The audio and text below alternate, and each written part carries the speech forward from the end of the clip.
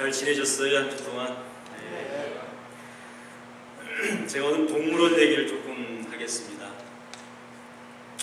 저는 가끔 아이들을 데리고 동물원에 놀러 가곤 합니다. 지금도 작은 아이와 함께 가곤 합니다.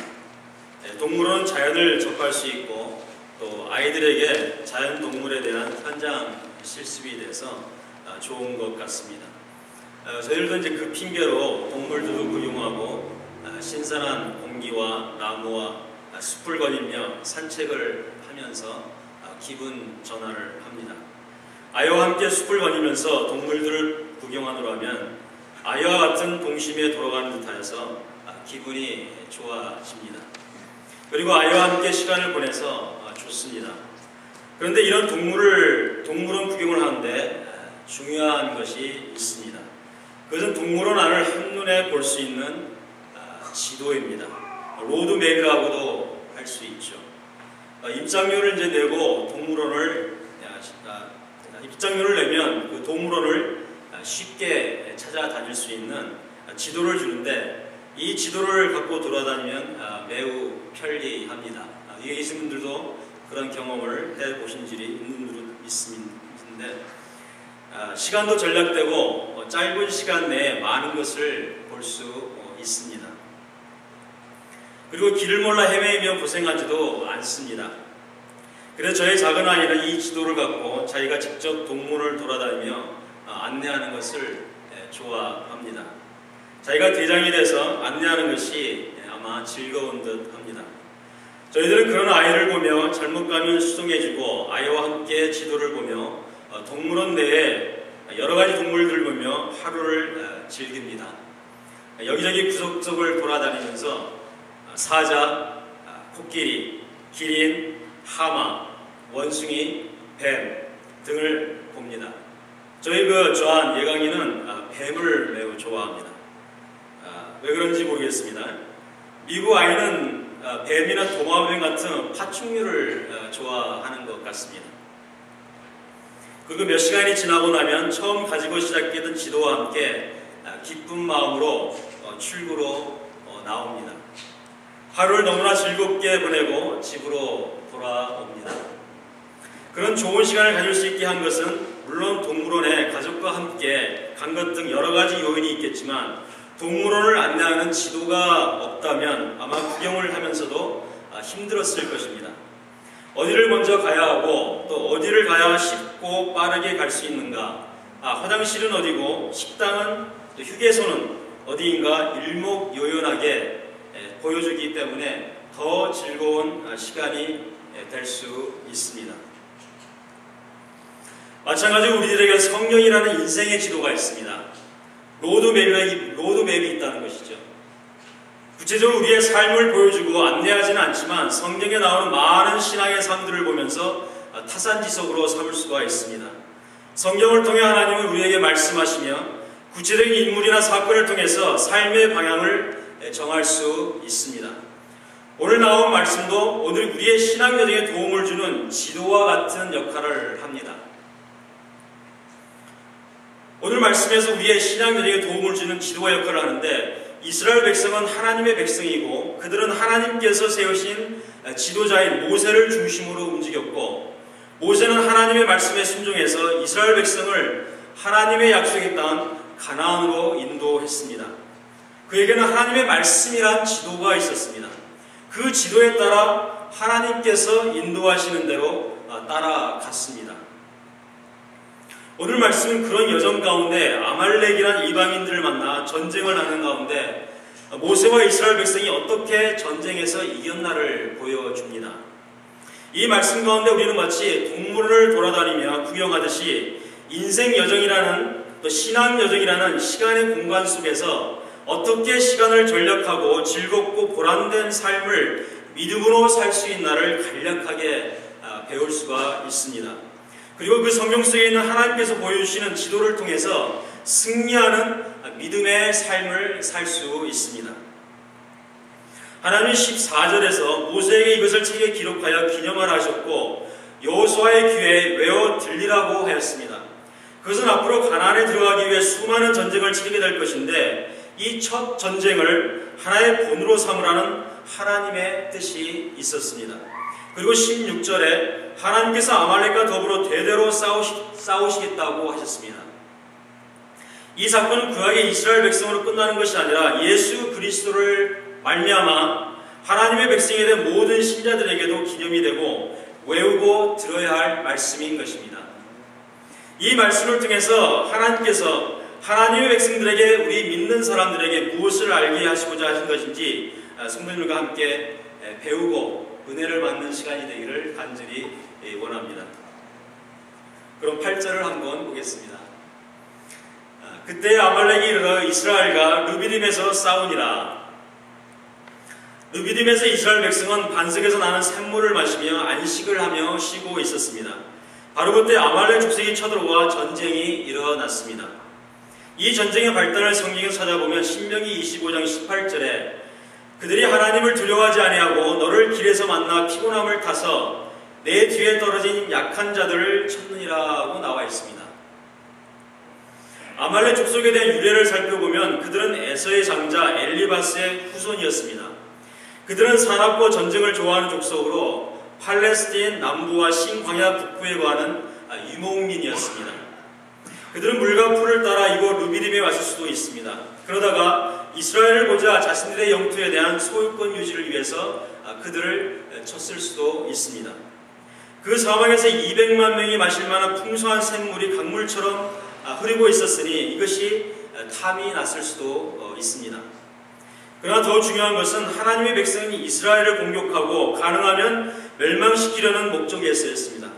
앞에 인용한 신명기 말씀에서 그들이 하나님을 두려워하지 않았기 때문에 이스라엘의 연약한 틈을 타서 그들을 쳤다고 했습니다. 이스라엘을 친 것은 하나님께 대한 그들의 자세였습니다. 또 14절 16절에서 내가 아말렉을 도말하여 천하에서 기억함이 없게 하리라. 여호와가 아말렉으로 더불어 대대로 싸우리라는 하나님의 말씀에서 이 사실을 암시해 줍니다. 그들은 하나님의 원수들이었습니다. 민수기에서는 그들을 이방 나라 중 첫째라고 소개를 합니다. 하나님의 백성과 싸운 이방 세계의 시작이라고 볼 수가 있습니다. 이것은 아말렉을 시작으로 해서 모든 이방 나라들이 다 이스라엘을 공격하였고 멸망시키고자 했다는 것입니다. 사실 이스라엘 백성이 애굽에 있을 때는 전쟁이 없었습니다. 원수가 될 만한 사람들이 없었습니다.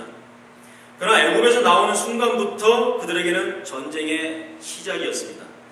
바로는 그들을 놓아주려 하지 않았습니다. 바로를 이기지 못하면 이스라엘 백성은 애굽에서 나올 수가 없었습니다.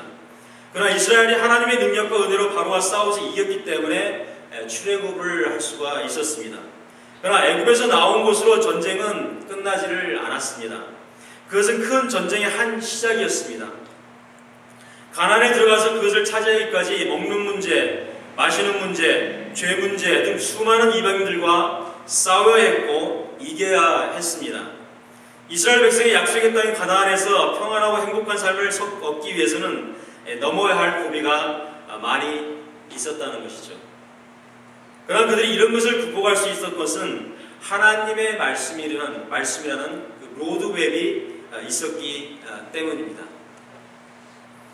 하나님께서 때마다 그들을 말씀으로 인도하시고 싸워서 이기도록 해주셨기 때문입니다. 이것은 현재 우리들에게도 동일하게 적용이 됩니다. 예수님을 믿음으로 구원받은 모든 신자들은 성경을 통해서 하나님의 말씀을 접합니다. 우리의 신앙 여정을 하나님의 말씀의 지도에 따라서 따라가면은 시간도 절약할 수 있고 안 해도 될 고생을 피할 수 있습니다. 즐겁고 평안하게 할 수 있다는 것이죠. 사실 지도가 있는 사람이나 지도가 없는 사람이나 지도가 있어도 그 지도를 별로 개의치 않는 사람이나 다 똑같은 길을 가는 것은 기정사실입니다. 이스라엘 백성이 가나안으로 들어갈 때 전쟁을 피할 수 없었습니다. 그리고 우리도 우리의 신앙 여정에서 영적인 전쟁을 피할 수가 없습니다. 싸움은 항상 있고 또 있어야 합니다. 그것은 우리의 신앙 성장과 성숙 그리고 하나님을 의지하며 믿는 것에 필요하기 때문입니다. 그것은 하나님의 사랑의 표현이기도 합니다. 그리고 이 싸움은 우리가 주님 나라에 갈 때까지 아니면 주님이 다시 오실 때까지 계속 됩니다. 근데 싸움이라고 하면 좀 전쟁이라고 하면 좀 마음이 부담스러울 수가 있는데 오늘 말씀 뒷부분에 보면은 하나님께서 승리하시게 한다는 것이 우리에게 큰 위로가 됩니다. 그것은 하나님께서 이스라엘 백성을 출애굽시키셨고 이제 가나안 땅으로 인도하셨기 때문에 하나님께서는 친히 그들을 위해 싸우시고 승리를 주셨다는 사실입니다. 마찬가지로 우리 모든 믿는 사람들은 하나님께서 부르셨고 인도하시면 결국에는 승리를 주신다는 것입니다. 이것은 우리에게 큰 위로가 되고 영적 여정에 있어 큰 부담을 덜어줍니다. 그러나 그런 은혜 가운데서도 믿음으로 우리가 해야 할 것이 있습니다. 하나님은 당신 혼자서 구속 역사를 이루어 가시지 않습니다. 꼭 사람을 통해서 그 일을 이루어 가십니다. 구원 역사의 주권은 하나님께 있지만 우리는 하나님의 뜻을 잘 분별해서 우리가 해야 할 일을 찾아서 해야 하는 것이 영적인 역사입니다. 그리고 이 싸움에서 이겨야 합니다. 이기는 자에게는 영원한 생명과 하나님의 나라 의의 멸관이 주어진다고 했습니다. 바울은 디모데후서 4장 7절 8절에서 내가 선한 싸움을 다 싸우고 나의 달려갈 길을 마치고 믿음을 지켰으니 이제후로는 나를 위하여 의의 멸관이 예비되었도다 라고 했습니다. 베드로는 베드로서 5장 4절에서 그리하면 목제장이 나타나실 때에 시들지 아니하는 영광의 멸관을 얻으리라고 했습니다. 사도 요한은 요한계시록 2장 10절에서 내가 죽도록 충성하라 그리하면 내가 생명의 멸관을 내게 주리라고 했습니다.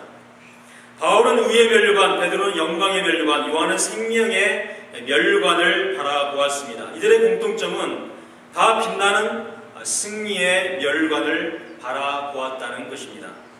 그러나 이 싸움에서 지는 자에게는 영원한 수치와 멸망이 있습니다. 그러므로 싸움은 이겨야 하는 싸움입니다. 그러면 이 싸움에서 이기기 위해서 우리가 알아야 할 것이 몇 가지가 있습니다. 앞서 말씀드린 동물원 얘기를 다시 하면은 동물원을 제대로 구경하고 즐거운 시간이 되려면 지도가 있어야 합니다. 우리의 삶의 지도가 되는 하나님의 말씀을 따라 살아야 하는데 오늘 말씀은 삶에서 부딪히는 영적 전쟁에서 어떻게 싸워야 하는가를 말해 줍니다. 그리고 이 영적 전쟁의 성격과 우리의 적의 정체는 무엇인가를 또한 배울 수가 있습니다.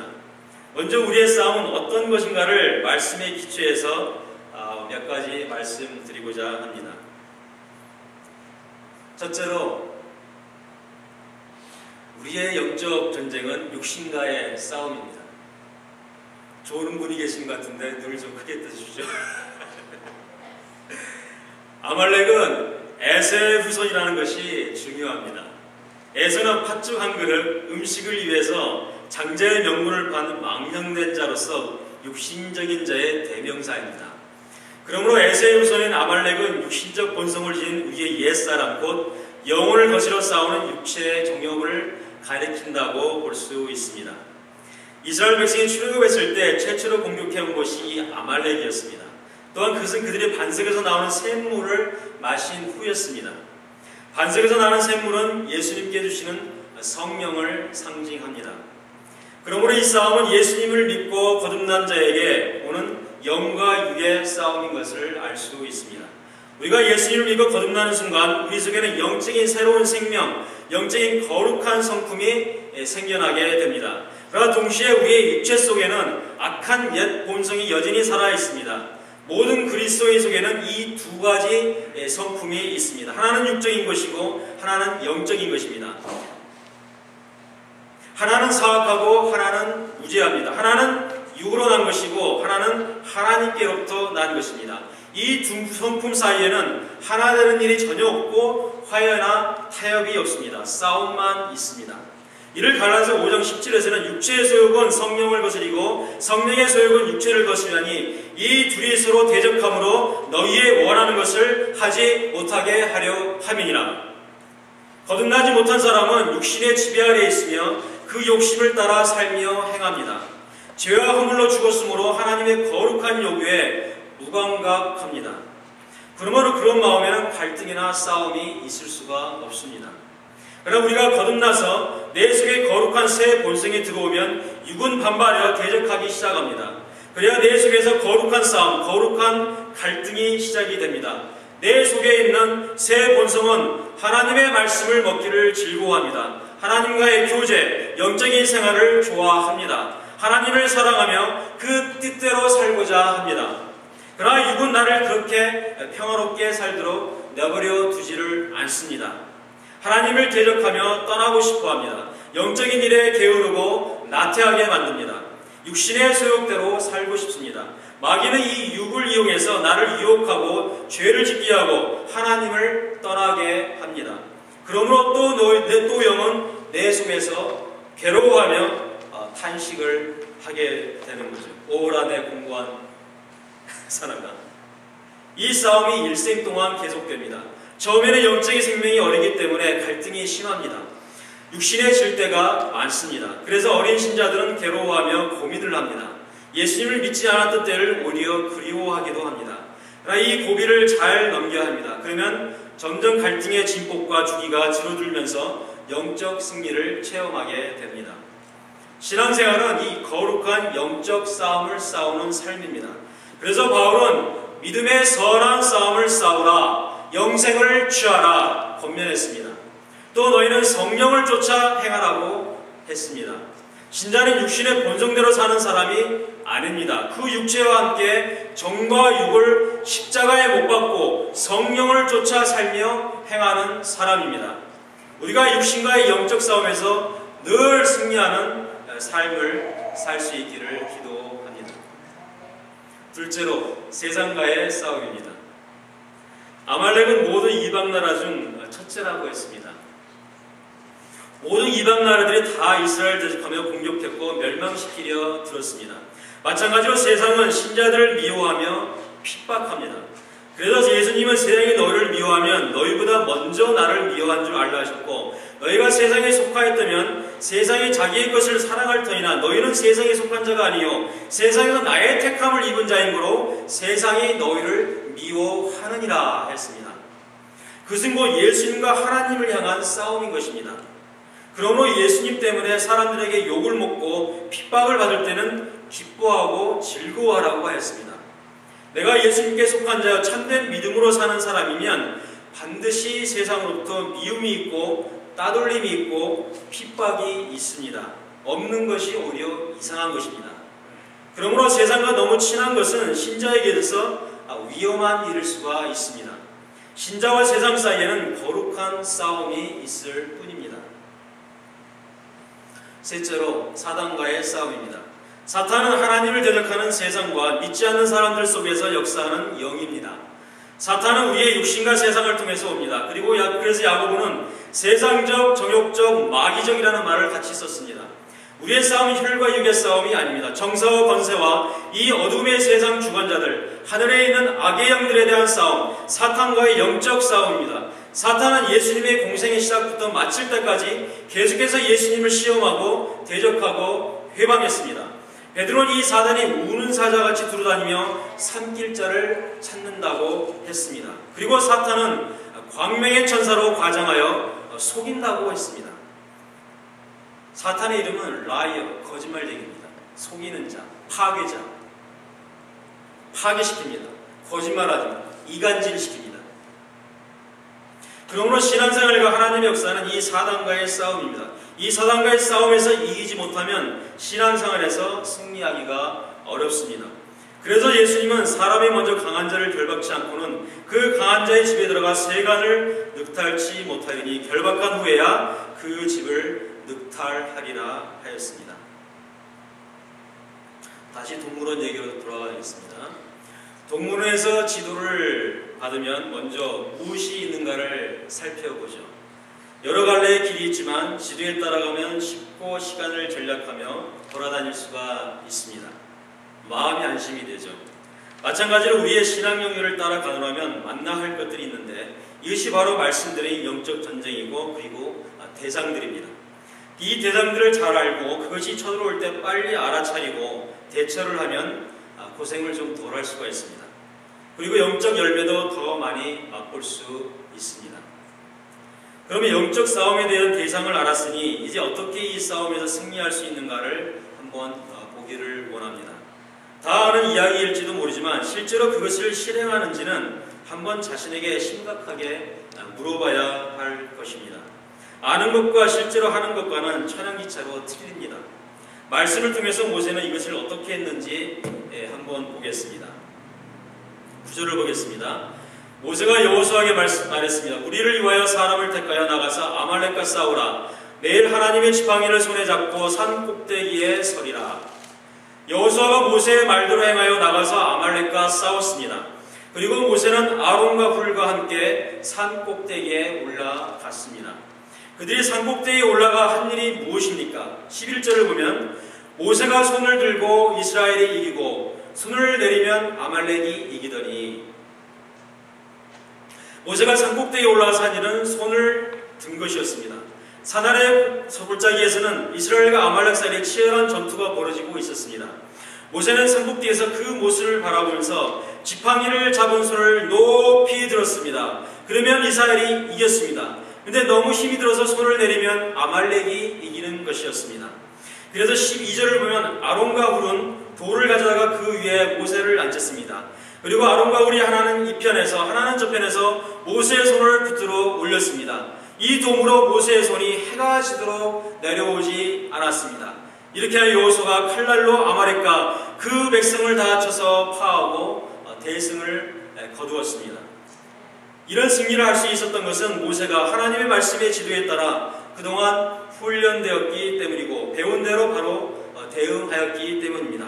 하나님께서 모세를 부르실 때 거룩한 땅에서 그의 신을 벗으라 하시며 그를 정결하게 함으로 하나님의 구속 역사의 장으로 인도하셨습니다. 그리고 바로와의 싸움, 이스라엘 백성의 불평과 불만, 의식주 문제 등의 문제를 극복하면서 그에게 한 가지 분명하게 남은 것은 하나님의 역사는 사람이 하는 것이 아니라 하나님의 능력을 의지하고 하나님의 말씀에 순종하는 것이라는 것을 배웠습니다. 그래서 그는 아말렉이 쳐들어오자 하나님께 준 지팡이를 두고 산으로 올라간 것입니다.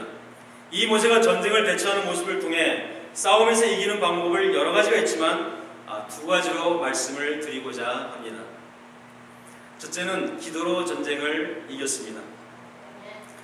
모세는 여호수아에게 직접 전쟁터에 나가 싸우도록 했습니다. 그리고 자신은 하나님의 지팡이를 들고 산꼭대기에 올라갔습니다. 그 지팡이는 출애굽기 4장 20절에 보면 모세가 그의 아내와 아들들을 나귀에 태우고 애굽으로 도망하는데 모세가 하나님의 지팡이를 손에 잡았더라. 모세가 처음 하나님의 말씀에 순종하여 신앙여정을 시작할 때 붙잡은 것은 하나님께서 허락하신 믿음의 지팡이였습니다. 하나님께서 처음 모세를 만났을 때 모세가 양을 칠 때 쓰던 지팡이로 기적을 행하였으며 또 애굽에서 나일강을 쳐서 기적을 일으켰던 것도 이 지팡이고 홍해를 가른 지팡이, 또 반석을 쳐서 샘물을 나게 한 것도 이 지팡이였습니다. 그 지팡이를 손에 잡고 올라간 것은 처음 자신에게 기적을 베푸신 하나님을 굳게 의지하고 믿음으로 산으로 올라갔다는 것입니다. 그리고 그가 손을 든 것은 기도를 한 것이라고 볼 수 있습니다. 모세는 믿음의 지팡이를 잡은 손을 높이 들고 간절히 하나님께 기도했습니다. 그때 이스라엘은 승리했습니다. 그러나 그가 피곤한 기도를 중단했을 때 이스라엘은 패했습니다.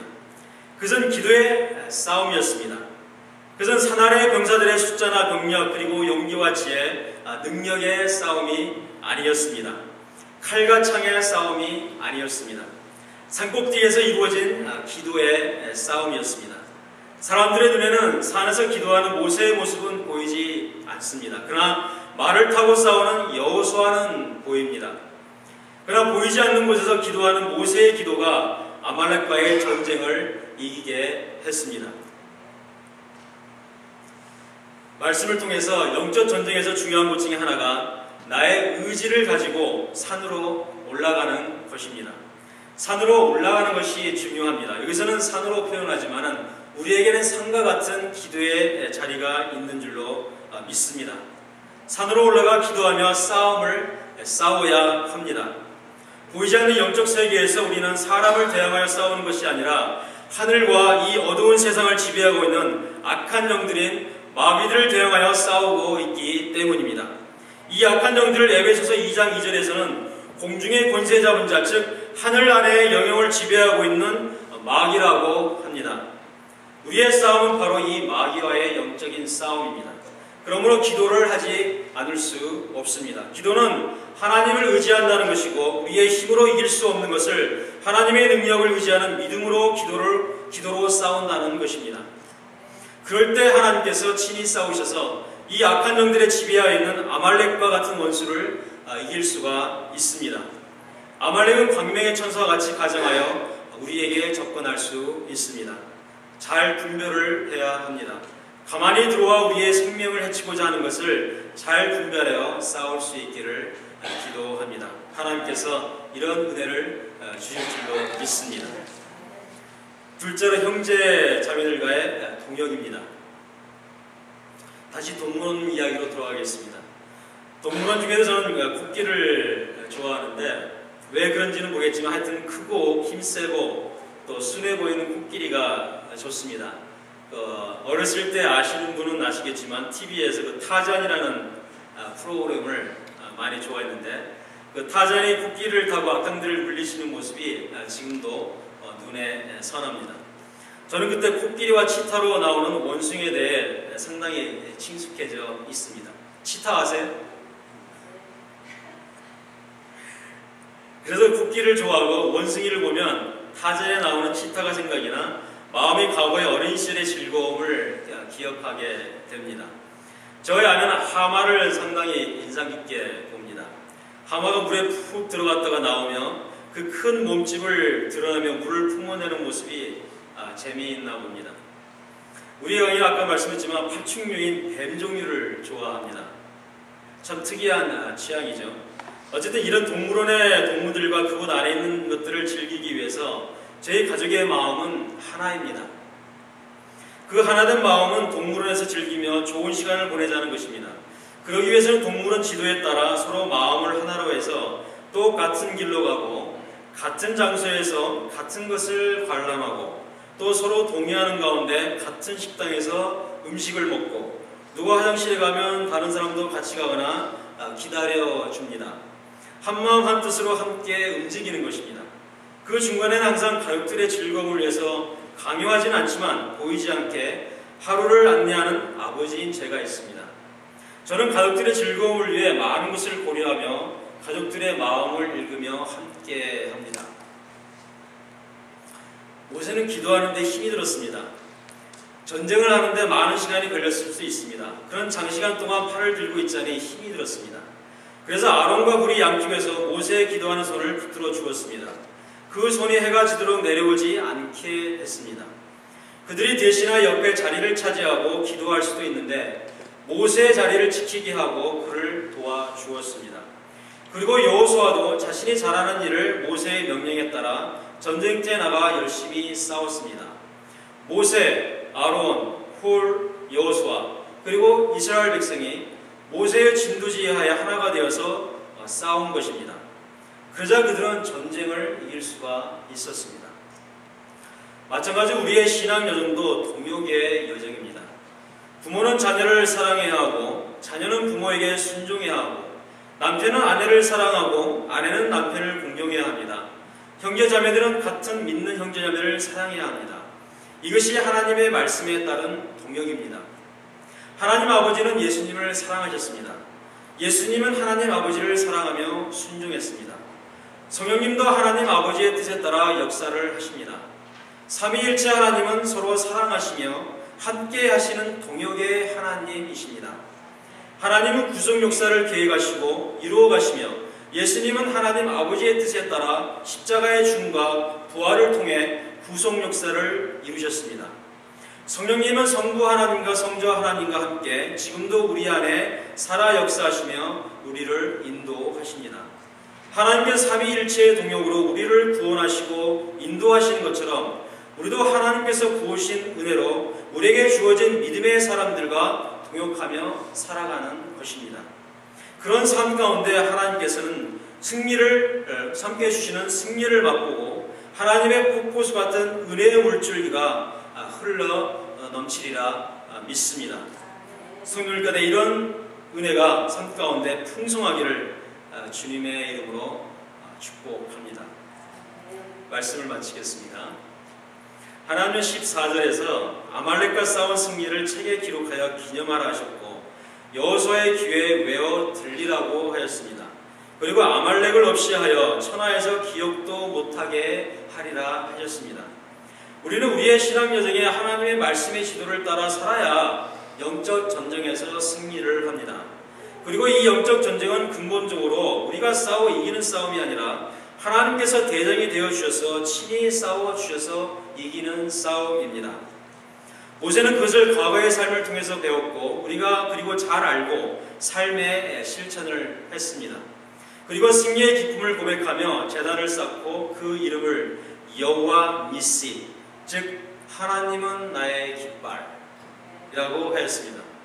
우리도 이런 고백이 매일, 매 순간, 매주 있기를 기도합니다. 이 예배의 단이 여호와 니시의 단이 되기를 간절히 기도합니다. 여호와 니시, 하나님을 나의 인생의 대장으로 삼고 따르며 승리의 기쁨의 예배를 드릴 수 있기를 기도합니다. 자, 기도하겠습니다. 여호와 니시 하나님 감사합니다. 저희에게 승리를 주시는 하나님, 저희의 삶을 어떻게 다스려야 될지 가야 할지 모르는 상황에서 여호와 니시 되시는 하나님께서 저희의 승리의 깃발이 되어주셔서 인도하여 주심을 감사드립니다. 저희 항상 삶 가운데서 이 자리에 승리의 깃발 되시는 여호와 하나님을 의지하여서 승리하는 그런 삶이 될 수 있도록 축복하여 주시옵소서. 모든 것을 예수님의 이름으로 기도합니다.